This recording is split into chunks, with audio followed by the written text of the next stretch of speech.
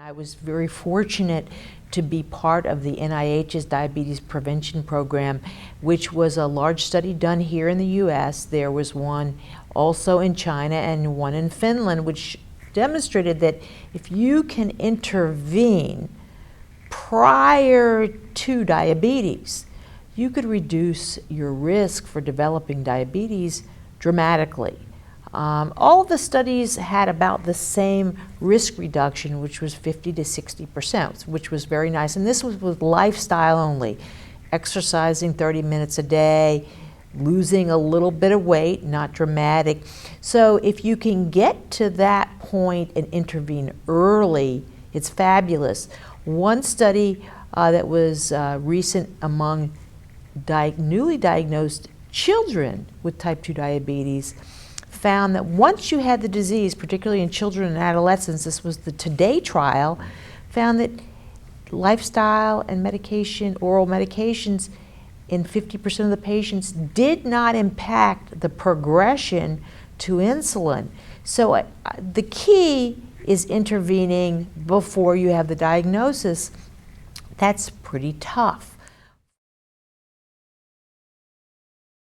Fortunately, there is new diagnostic criteria so that we can make the diagnosis of prediabetes with a simple blood test called the A1C.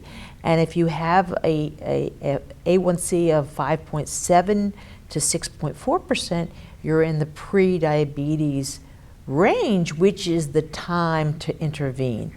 Lifestyle modification, exercise, modest weight reduction can be huge. Once you reach that tipping point of the diagnosis of diabetes, it's very, very tough because you have already lost a significant amount of your beta cell mass. And one thing I've learned from being in the diabetes field is I'm much, much more sensitive to the patients, and I don't believe that there are non-compliant patients. I believe it's the pancreas that's non-compliant. I realized that when I wore a glucose sensor, which checks 288 sugars a day, and my levels were flat. They never actually went above 103. And my best patients with type 1 diabetes, like A1Cs of 6.3, went from 40 to 400. So it was really a turning point for me to understand that diabetes is complex, that we don't have all the tools we need. I believe the future is going to be in generating new islets, which have new pools of beta cells. And that's what's most exciting to me, is really being able in the future to address the underlying cause.